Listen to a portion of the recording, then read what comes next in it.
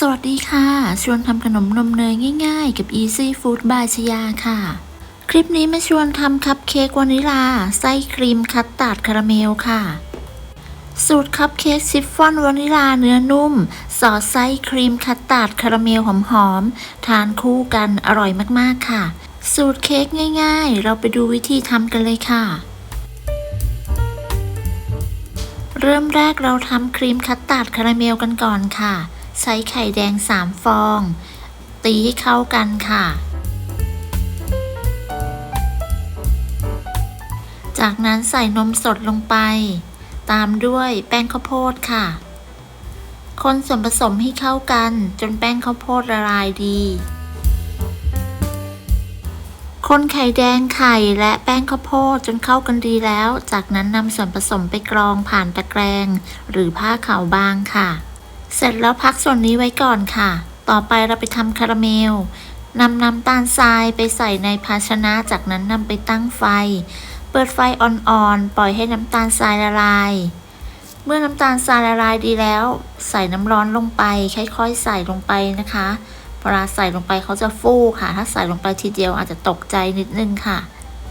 จากนั้นก็ต้มต่อให้คาราเมลและน้ำเข้ากันดีจากนั้นเทนมสดลงไปค่ะตามด้วยเกลือเล็กน้อยค่ะจากนั้นเปิดไฟอ่อนคนส่วนผสมให้เข้ากันต้มต่อด้วยไฟอ่อนจนกระทั่งส่วนผสมร้อนค่ะแล้วก็ใส่ส่วนผสมของแป้งข้าวโพดไข่แดงและนมที่เราทำไว้นะคะจากนั้นคนต่อไปเรื่อยๆค่ะจนกระทั่งส่วนผสมเริ่มข้นพอคนได้ที่ประมาณนี้แล้วก็ปิดไฟค่ะยกลงจากเตาใส่กลิ่นวานิลาลงไปแล้วก็คนให้เข้ากันเมื่อคนจนเข้ากันดีจะนำส่วนผสมไปกรองผ่านตะแกรงอีกครั้งหนึ่งค่ะเพื่อให้ได้ส่วนผสมที่เนียนละเอียดค่ะจากนั้นนำพลาสติกแรปคลุมอาหารมาปิดในหน้าคัสตาร์ดโดยให้แนบไปกับตัวคัสตาร์ดเลยค่ะเสร็จแล้วจะนำไปแช่เย็นประมาณ2 ชั่วโมงค่ะ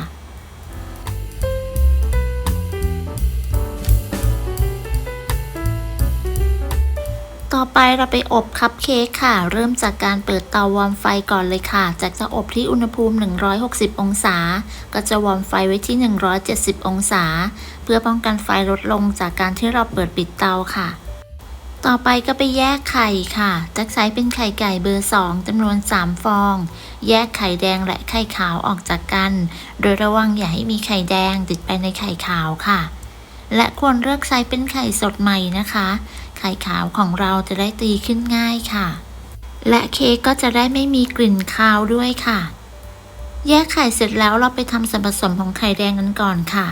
ใส่น้ำตาลทรายและเกลือลงไปจากนั้นใช้ตะกร้อมือคนส่วนผสมให้เข้ากันค่ะ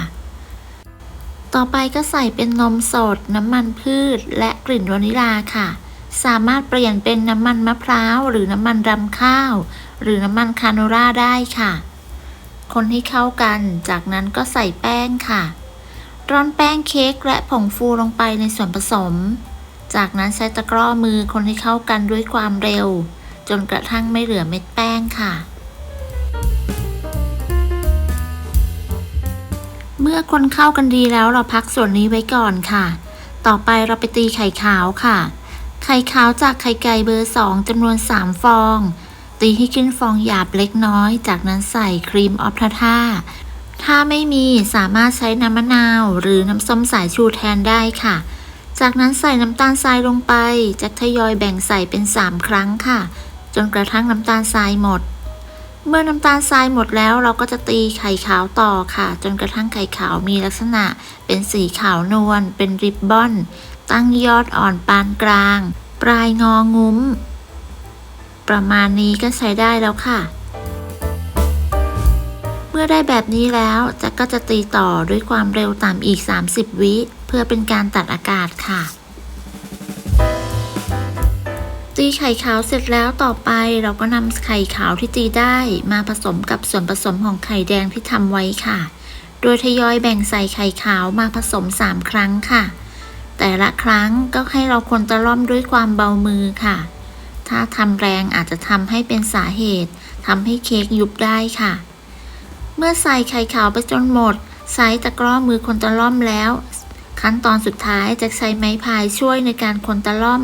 เพื่อให้ส่วนผสมเข้ากันดียิ่งขึ้นค่ะ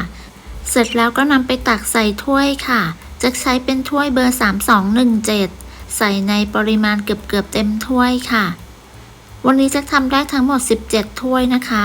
ครั้งแรกนำเข้าอบ12ถ้วยส่วนที่เหลือเราจะนำเข้าหลังจากที่รสแรกสุกเสร็จแล้วค่ะก่อนนำเข้าอบอย่าลืมเคาะเบาๆเพื่อไล่อากาศด้วยนะคะอบที่อุณหภูมิ160องศาใช้ไฟบนล่างโดยวางไว้ชั้นล่างของเตาอบและไม่เปิดพัดลมค่ะจะใช้เวลาอยู่ที่15นาทีค่ะเมื่อเค้กสุกแล้วนำออกจากเตากระแทกพิมพ์เบาๆเพื่อให้เค้กเซ็ตตัวจากนั้นคว่ำเค้กไว้แล้วก็พักไว้ให้เย็นค่ะส่วนผสมที่เหลือจะตักใส่ถ้วยแล้วก็นำเข้าอบใช้อุณหภูมิเหมือนเดิมรอบที่2จะใช้เวลาอบ13นาที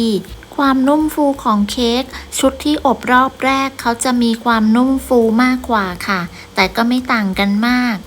แนะนำว่าถ้าจำเป็นต้องพักแป้งไว้ก็อย่าพักไว้นานค่ะรอบนี้จะก็คือพักไว้ประมาณ15นาทีค่ะเค้กชุดที่2อบเสร็จแล้วก็พักไว้ให้เย็นค่ะ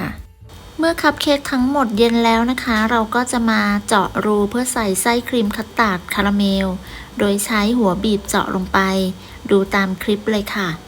แจ็คเจาะไม่ถึงก้นเค้กนะคะเจาะลึกประมาณ3/4ของเค้กค่ะเจาะแบบนี้ไปเรื่อยๆจนครบทุกลูกค่ะเดี๋ยวเรามาใส่ไส้กันก่อนจะใส่ไส้จะโรยด้วยน้ำตาลไอซิ่งค่ะด้านบนแนะนำว่าใช้เป็นน้ำตาลโดนัทนะคะเขาจะได้ไม่ละลายง่ายค่ะเสร็จแล้วเราจะใส่ไส้ค่ะไส้ครีมคัสตาร์ดคาราเมลที่เราแช่ตู้เย็นไว้นำมาใส่ถุงบีบแล้วก็ตัดปลายถุงใส่ในปริมาณที่สามารถจับได้ถนัดมือนะคะ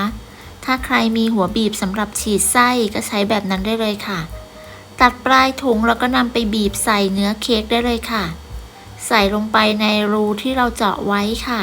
บีบให้พูนขึ้นมาเหนือเค้กเล็กน้อยเพื่อความสวยงามค่ะ